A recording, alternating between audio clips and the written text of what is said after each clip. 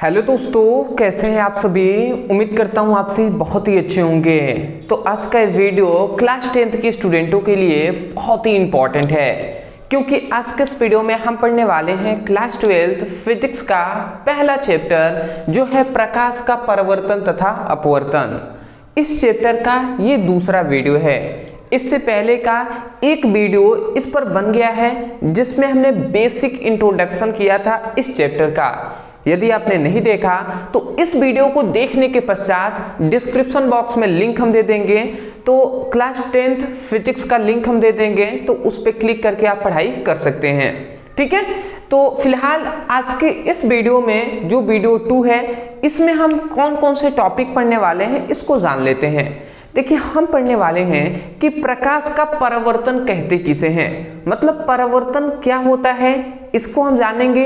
परावर्तन का नियम क्या होता है, प्रथम नियम, द्वितीय नियम, उसको हम जानेंगे। और उससे भी खास इंपॉर्टेंट है कि परावर्तन के प्रकार, परावर्तन के 2 प्रकार होते हैं, नियमित परावर्तन, अनियमित परावर्तन। तो इन सभी पर हम डिटेल में एक्सप्लेन करने वाले हैं। तो चलिए दोस्तों, हम स्टार्ट करते हैं। मैं आपसे पहले ही कह दे रहा हूं कि मेरा पढ़ाने का तरीका यह है कि समझाना पहले, अगर आप समझ जाएंगे, परिभाषा रटना नहीं पड़ेगा, यूं ही याद हो जाएगा। तो हमें रटना नहीं है, हमें समझकर याद करना है और इसी वीडियो में ही याद करना है, इसलिए समझने पर ज्यादा फोकस करना है। तो चलिए दोस्तों, हम स्टार्ट करते हैं, एक एक चीज को हम समझते हुए चलते हैं। ठीक है, सबसे पहले हम जानेंगे कि प्रकाश का परावर्तन। तो सबसे पहला तो हमारा यही जानना है कि प्रकाश का परावर्तन होता क्या है। देखिए, प्रकाश का जो परावर्तन है, यह हम सिंपल में परावर्तन भी कह सकते हैं। तो परावर्तन को हमें परिभाषा समझने के लिए, परिभाषा रटवाना या याद कराना ज़्यादा मुश्किल नहीं है, बट समझना वास्तव में कि परावर्तन होता क्या है, ये हम इंपॉर्टेंट है। तो पहले हम समझते हैं, उसके बाद परिभाषा में बताऊंगा, इसी वीडियो में याद भी कराऊंगा और लिखवाऊंगा भी। निश्चिंत रहना है आपको, परिभाषा आपको सब बताया जाएगा। पहले हम समझ लेते हैं। तो परावर्तन किसे कहते हैं। सपोज दैट ये एक सतह है, ऐसे हम मान लेते हैं कि ये एक सतह है इस टाइप का। ठीक है, सॉरी, थोड़ा सा बैक आते हैं हम। ये एक सतह है, ठीक है। अब ये एक हमने समतल सतह ले लिया, कैसा भी सतह है। तो ये एक सतह है जिसके पीछे क्या किया गया है, जिसके पीछे पॉलिश किया गया है, जिसके पीछे क्या किया गया है, पॉलिश किया गया है, लेप लगाया गया है इस प्रकार से। ठीक है, बात समझ गए। तो अब समझिएगा, ये एक सतह है, ठीक है, जिसे हम परावर्तक सतह भी कहते हैं, जिसे हम क्या कहते हैं, ये एक सतह है, या हम पृष्ठ भी कह सकते हैं। अब आप ध्यान से समझेंगे, जब प्रकाश किरणें, ये एक सतह है, तो जब प्रकाश किरणें अनंत से आ रही हैं, तो सपोज दैट ये मान लेते हैं कि प्रकाश किरणें इस प्रकार आती हैं। तो जब प्रकाश किरणें अनंत से आती हैं और किसी सतह से टकराती हैं, तो सतह से टकराने के पश्चात वो क्या हो जाती हैं, वो पुनः उसी माध्यम में वापस लौट जाती हैं। जब मतलब जो प्रकाश किरणें हैं, वो प्रकाश किरणें आती हैं, सतह से टकराने के पश्चात वापस उसी माध्यम में लौट जाती हैं। तो ये जो घटना है, इसी घटना को हम क्या कहते हैं, प्रकाश का परावर्तन कहते हैं। समझ में आ गया। तो परावर्तन का परिभाषा क्या कहेंगे कि जब प्रकाश किरणें किसी सतह से टकराकर वापस उसी माध्यम में लौट जाती हैं, तो इस घटना को प्रकाश का परावर्तन कहते हैं। ये क्या है, प्रकाश किरणें ही तो है ना। तो ध्यान से आप समझेंगे, ये प्रकाश किरणें हैं, तो हम कहेंगे जब प्रकाश किरणें किसी सतह से टकराकर वापस उसी माध्यम में वापस लौट जाती हैं, तो उस घटना को ही प्रकाश का परावर्तन कहते हैं। सिंपल सा है, आशा करता हूं आप समझ गए होंगे। तो इतनी बात समझ गए। उसके बाद देखिए, यहां पे एक बीच में हम अभिलंब खींचते हैं, ठीक है। ऐसे एक बीच में ये अभिलंब होता है, मैं थोड़ा सा आपको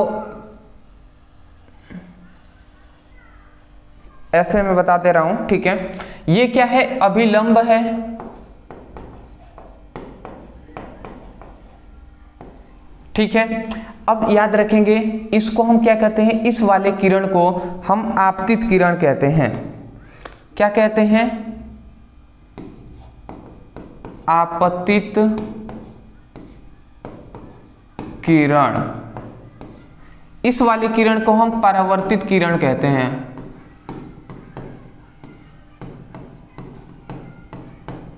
ठीक है जी, इतनी बात समझ गए। ये क्या है, ये जो आ रही है, ठीक है, सबसे पहले जो आ रही है प्रकाश किरणें, इसे हम आपतित किरण कहते हैं। जो क्या हो गई है, परावर्तित हुई है किरणें, इसे परावर्तित किरण कहते हैं। बीच में जो है ये अभिलंब है। याद रखेंगे एक और बात कि अभिलंब और आपतित किरण के बीच में एक कोण बनता है जिसे हम आई से प्रदर्शित करते हैं, और अभिलंब और परावर्तित किरण के बीच में एक कोण बनता है जिसे हम आर से प्रदर्शित करते हैं। अब यहाँ पे कोण आई क्या है और कोण आर क्या है, तो कोण जो आई है वो है आपतन कोण, वो क्या है, आपतन कोण है, और जो कोण आर है वो है परावर्तन कोण, वो क्या है, परावर्तन कोण है। तो इतनी बात आप समझ गए होंगे। फिलहाल अभी के लिए इतना ही आप समझिए। ये फिगर बनाना अनिवार्य था, इसलिए हमने यहाँ पे बता दिया है पूरा। अब इसको परिभाषा हम लिख देते हैं। परिभाषा हमने क्या बताया, याद है आपको? अभी हमने एक बार बोला था, अरे भैया हमने यही ना कहा था, ने क्या कहा था कि जब प्रकाश किरणें किसी सतह से टकराकर वापस उसी माध्यम में लौट जाती है, तो इस संपूर्ण घटना को ही हम प्रकाश का परावर्तन कहते हैं। यही तो परिभाषा कहा ना, समझ रहे हैं? यही हमने परिभाषा कहा हुआ है। समझ कर याद करना है, सुनकर याद करना है, न कि रट्टा मारना है। अगर एक बार में समझ में ना आए तो वीडियो को थोड़ा सा पीछे ले जाइएगा, सुनिएगा कि हम क्या बोल रहे हैं, उसके बाद आप लिखिएगा। एक बार में अंत में और एक बार बोल दे रहा हूं, ध्यान से सुनिएगा। हमने कहा जब प्रकाश किरणें, ये प्रकाश किरणें हैं, तो जब प्रकाश किरणें किसी सतह से टकराकर वापस उसी माध्यम में लौट जाती है, तो इस संपूर्ण घटना को ही प्रकाश का परावर्तन कहते हैं। मैं आशा करता हूं आपको समझ में आ गया होगा। परिभाषा में लिख देता हूं, ठीक है। हम लिखेंगे क्या, जब प्रकाश किरणें किसी सतह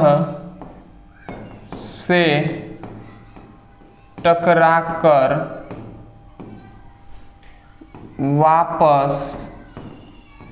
वापस उसी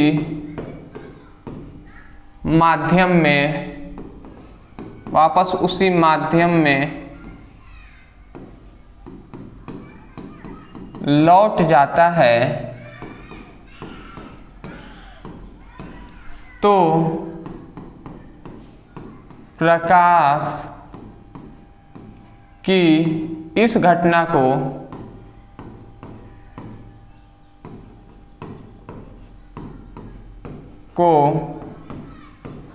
प्रकाश का परावर्तन कहते हैं।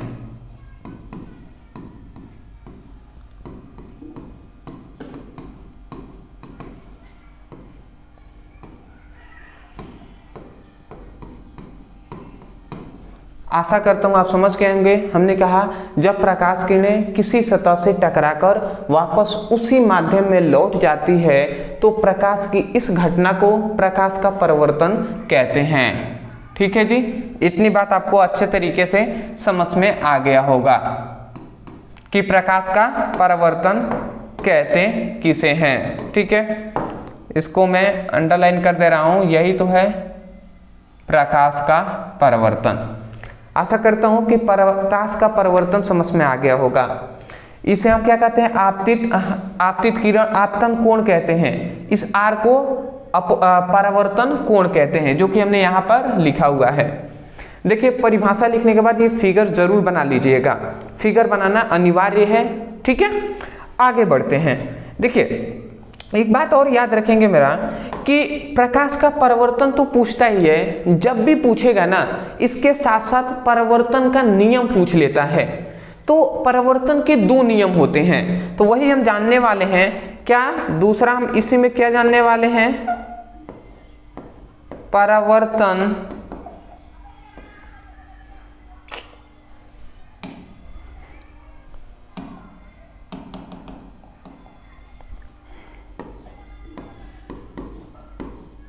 परावर्तन के नियम।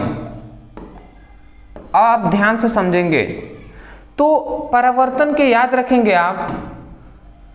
परावर्तन के कितने नियम होते हैं? परावर्तन के दो नियम होते हैं। परावर्तन के कितने? दो नियम होते हैं। एक होता है प्रथम नियम। अब प्रथम नियम क्या है भैया, इसको हम समझ लेते हैं। प्रथम नियम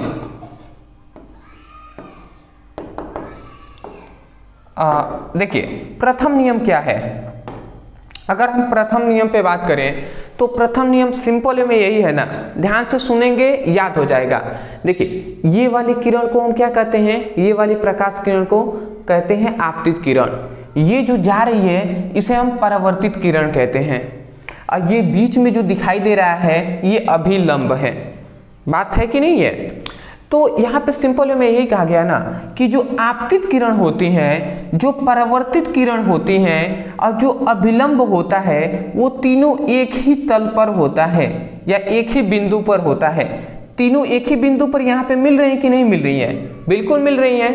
तो यही बात हम कहेंगे, प्रथम नियम में हमें यही बताया गया कि आपतित किरण, परावर्तित किरण और अभिलंब तीनों एक ही तल पर या एक ही बिंदु पर होती हैं। मैं आशा करता हूं आपको समझ में आ गया होगा। यही बात हम यहां पर लिखने वाले हैं। यही बात हम यहां पे लिखने वाले हैं। क्या लिखेंगे कि प्रथम नियम के अनुसार, प्रथम नियम के अनुसार, प्रथम नियम के अनुसार आपतित किरण परावर्तित किरण तथा परावर्तित किरण तथा अभिलंब तीनों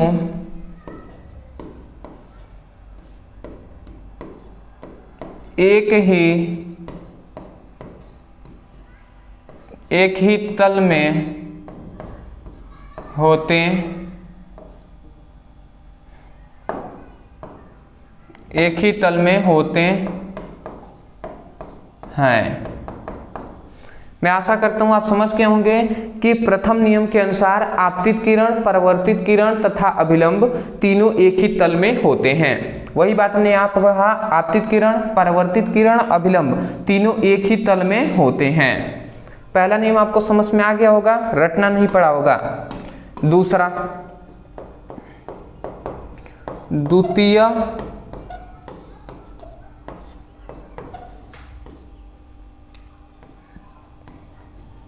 द्वितीय नियम। अब द्वितीय नियम में हमें बताया गया यही बात, केवल सिंपल में हमें यही बताया गया ना कि जो कोण I होता है वो बराबर होता है कोण R के। यही बात हमें बताया गया, कोण I जो होता है वो कोण R के बराबर होता है। अब कोण I क्या है? आपतन कोण है। और कोण R क्या है? परावर्तन कोण है। तो द्वितीय नियम में हमें यही बात बताया गया कि जो आपतन कोण होता है वो परावर्तन कोण के बराबर होता है। जो आपतन कोण होता है वो परावर्तन कोण के बराबर होता है। तो हम क्या लिखेंगे? हम लिखेंगे कि द्वितीय नियम के अनुसार आपतन कोण I तथा परावर्तन कोण R आपस में बराबर होते हैं। ठीक है, आपतन कोण जो I होता है वो परावर्तन कोण R के क्या होता है, इक्वल होता है, बराबर होता है। मैं आशा करता हूं कि आपको अच्छे तरीके से समझ में आ गया होगा।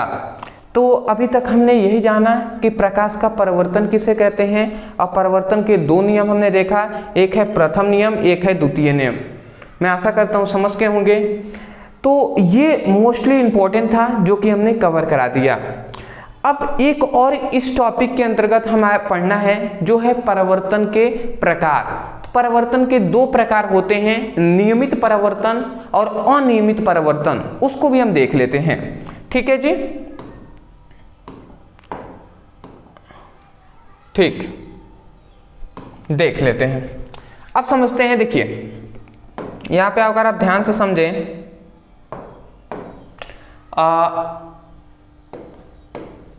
परावर्तन के प्रकार, परावर्तन के कितने प्रकार होते हैं, मोस्टली दो ही प्रकार होते हैं। अब वो कौन कौन से होते हैं, तो एक होता है नियमित परावर्तन। क्या होता है, नियमित परावर्तन, और एक होता है अनियमित परावर्तन।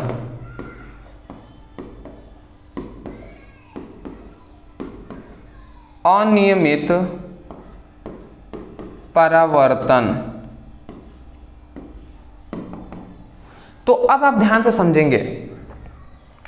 देखिए जो नियमित परावर्तन किसे कहते हैं, नियमित परावर्तन का सिंपल सा मतलब यही है ना कि अगर कोई, मान लेते हैं ये एक सतह है, ठीक है, ये क्या है, एक ये एक मान लेते हैं सतह है। अब इस सतह से मान लेते हैं ये एक चिकनी क्या है, सतह है। ये क्या है, एक समतल व चिकना, देख रहे हैं समतल है कि नहीं, प्लेन है। तो ये बात आपको याद रखना है, ये बात आपको मोस्टली याद रखना है। ये कैसा सतह है, समतल व चिकनी सतह है। ठीक है, समतल व चिकनी सतह है। तो जब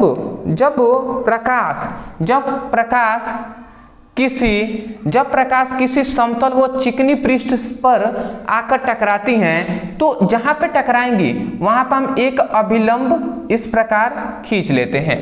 तो जहां पर ये प्रकाश किरण आई हैं और ये समतल व चिकनी पृष्ठ से टकराई हैं, तो टकराने के पश्चात वापस उसी माध्यम में लौट जाती हैं।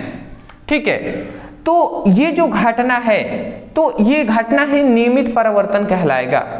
नियमित परावर्तन का मतलब आप ध्यान से समझेंगे तो प्रकाश किरण आई, टकराने के पश्चात पुनः वापस उसी माध्यम में लौट गई। अगर सपोज दैट फिर से यहां से अगर मैं शेप ले लूं, थोड़ा सा देखूं, चलिए यहाँ पे नहीं, अगर मान लेते हैं दूसरा प्रकाश किरण, अगर मान लेते हैं ये दूसरा प्रकाश किरण जा रहा है, ठीक है, तो ये क्या होगा, ये इस तरीके से चला जाएगा। ये अगर तीसरा प्रकाश किरण जा रहा है तो ये इस तरीके से चला जाएगा। समझ पा रहे हैं? तो यहाँ पे एक नियमित परिवर्तन हो रहा है। ठीक है, तो नियमित परिवर्तन किसे कहेंगे कि जब प्रकाश का परिवर्तन, यहाँ पे परिवर्तन की घटना हो रही है ना, टकरा रहे हैं, वापस उसी माध्यम में लौट जा रहे हैं, तो प्रकाश का परिवर्तन की घटना तो हो रही है, परंतु कैसे परिवर्तन हो रहा है, नियमित परिवर्तन। नियमित परिवर्तन कैसे, जितने डिग्री से आ रही हैं उतने डिग्री से वापस उसी माध्यम में लौट जा रही हैं। तो हम कहेंगे जब प्रकाश किरणें किसी समतल व चिकने सतह से, मतलब जब प्रकाश का परिवर्तन हम ऐसे कहेंगे कि जब प्रकाश का परावर्तन, ठीक है, जब प्रकाश का परावर्तन किसी समतल व चिकने सतह से होता है तो प्रकाश किरणें समतल व चिकने सतह से होता है तो उस परावर्तन को ही हम नियमित परावर्तन कहते हैं। ध्यान से आप समझेंगे। देखिए बात यह है ना कि मेरे दिमाग में 2-3 परिभाषाएं आ रही हैं, मैं सोच रहा हूं कि आपको बताऊं कौन। और बहुत बार मेरे साथ ऐसा हो गया है कि मैं परिभाषा तो बता देता हूं समझाकर, पर बहुत सारे ऐसे स्टूडेंट हैं जो कहते हैं सर ये नहीं होगा, ऐसे होगा। तो मैं उनसे कहता हूं भैया दोनों होगा, ठीक है ना। परिभाषा का मतलब क्या होता है कि क्या है उसके बारे में एक्सप्लेन करना, ठीक है। तो वही बात है। तो नियमित परावर्तन का परिभाषा हम कहेंगे कि जब प्रकाश का परावर्तन किसी समतल व चिकने सतह से होता है तो प्रकाश एक दूसरे के समांतर हो जाते हैं। तो देख रहे हैं प्रकाश का जो प्रकाश है वो एक दूसरे के समांतर है कि नहीं। अगर फिर से यहाँ से एक आ रहा है तो ये ऐसे चला जाएगा। देख रहे हैं ये सभी एक दूसरे के समांतर हैं, एक दूसरे के क्या है, समांतर है। तो वही बात हम कह रहे हैं। अभी आपको समझ में आएगा जब अनियमित परावर्तन हम बताएंगे तब। फिलहाल के लिए आप परिभाषा अगर लिखना चाहें तो आप ये परिभाषा लिख सकते हैं, ठीक है। अभी आपको समझ में आएगा। हम क्या कह रहे हैं कि जब प्रकाश का परावर्तन किसी समतल व चिकनी सतह से होता है तो प्रकाश किरणें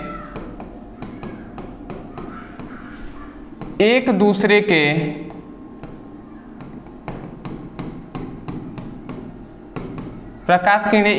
के समांतर हो जाते हैं। यह संपूर्ण घटना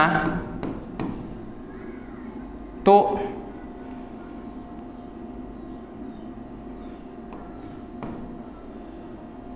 यह संपूर्ण घटना नियमित परावर्तन कहलाता है, ठीक है। नियमित परावर्तन समझ गए। जब प्रकाश का परावर्तन किसी समतल व चिकनी सतह से होता है तो प्रकाश किरणें एक दूसरे के समांतर हो जाते हैं। यह संपूर्ण घटना नियमित परावर्तन कहलाता है। अनियमित परावर्तन का मतलब क्या है कि जब प्रकाश का ये सपोज डेट ये एक सतह है, ठीक है। थोड़ा सा मैं बैक चला जाऊं। ये एक सतह है, ठीक है। अब मान लेते हैं ये एक सतह है और ये कैसा है, ये एक खुरदरा सतह है, ठीक है, खुरदरा सतह है। तो जब प्रकाश का परावर्तन, यहाँ पे जो प्रकाश का यहाँ पे भी परावर्तन हो रहा है, यहाँ पे भी परावर्तन होगा। तो जब प्रकाश का परावर्तन किसी खुरदरे सतह से होगा तो क्या होगा देखते हैं। जैसे मान लेते हैं यहाँ से प्रकाश किरणें ये गया, ठीक है। अब ये टकराने के पश्चात ये ऐसे चला जाएगा, ठीक है। अब मान लेते हैं कोई प्रकाश किरणें हैं जो यहाँ से यहाँ पे गया, तो अब ये टकराने के पश्चात ऐसे चला जाएगा। कोई प्रकाश किरणें है ऐसे गया तो ये टकराने के पश्चात ऐसे चला जाएगा। तो हम देख रहे हैं कि प्रकाश किरणें जा कैसे भी रहा है, फिर से वो इधर उधर बिखर जा रहा है। खुरदरे पृष्ठ पर क्या होगा, इधर उधर बिखरेगा। और समांतर अगर सतह होगा तो समांतर मतलब समतल एक सतह होगा तो उस पर समांतर हो जाएंगे प्रकाश किरणें। तो हम यही कहेंगे कि परिभाषा यही कहेंगे कि जब प्रकाश का परावर्तन किसी खुरदरे पृष्ठ पर होता है तो प्रकाश किरणें फैल जाती हैं। तो इस घटना को ही अनियमित परावर्तन कहते हैं। क्या कहते हैं, अनियमित परावर्तन। एक बार और सुन लीजिए, ठीक है। आप कहेंगे जब प्रकाश का परावर्तन किसी खुरदरे पृष्ठ पर होता है तो प्रकाश किरणें फैल जाती हैं, तो इस घटना को अनियमित परावर्तन कहते हैं। मैं आशा करता हूं कि आपको समझ में आ गया होगा, ठीक है। थोड़ा सा मैं इसको और नीचे कर दे रहा हूं जिससे लिखने में थोड़ा सा आसानी हो जाए। देखिए हम लिखेंगे कि जब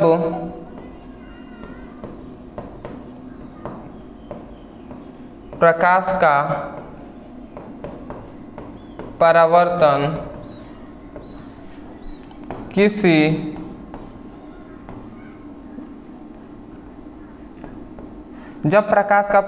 किसी खुरदरे सतह से होता है तो प्रकाश किरणें बिखर जाती हैं।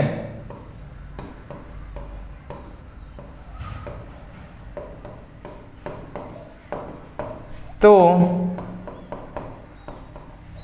प्रकाश की यह घटना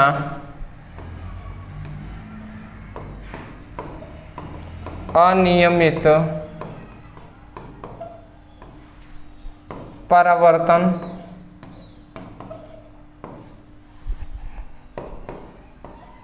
कहलाता है, ठीक है। तो अनियमित परावर्तन का हमने परिभाषा बता दिया कि जब प्रकाश का परावर्तन किसी खुरदरे सतह से होता है तो प्रकाश किरणें बिखर जाती हैं, तो यह घटना ही प्रकाश का क्या कहलाता है, अनियमित परावर्तन कहलाता है। मैं आशा करता हूं कि ये दो भी टॉपिक समझ में आपको आ गए होंगे, ठीक है। तो हमने क्या जाना, परावर्तन के दो प्रकार, नियमित और अनियमित परावर्तन हमने जाना। इसके पीछे हमने क्या देखा कि प्रकाश का परावर्तन क्या होता है और परावर्तन के दो नियम देखे, प्रथम नियम और द्वितीय नियम, जो कि आपको अच्छे तरीके से समझ में आ गए होंगे। मैं यही कहूँगा यदि आपको समझ में आया है तब जाकर वीडियो को लाइक कर दीजिएगा, चैनल पे नए हो और यदि ऐसे ही वीडियो आप देखना चाहते हैं तब जाकर चैनल को सब्सक्राइब कर दीजिएगा। और यदि आप सीरियस हैं और चाहते हैं कि हम समझकर आगे बढ़ें, समझकर कुछ भी याद करें, तब जाकर सब्सक्राइब करके, और डिस्क्रिप्शन बॉक्स में लिंक है फिजिक्स का, केमिस्ट्री का, बायोलॉजी का, तो तीनों का आप पढ़ाई कर सकते हैं क्लास 10th का। जाइए उस लिंक पे क्लिक करके अपने बेसिक से पढ़ाई एक एक करके कीजिए, ठीक है। अदरवाइज जितने भी आपके दोस्त हैं, फ्रेंड्स हैं, यदि आप सपोर्ट करना चाहते हैं तो उनको इस चैनल के बारे में ज़रूर बताएं। तो मिलते हैं एक नए टॉपिक के साथ, तब तक के लिए धन्यवाद।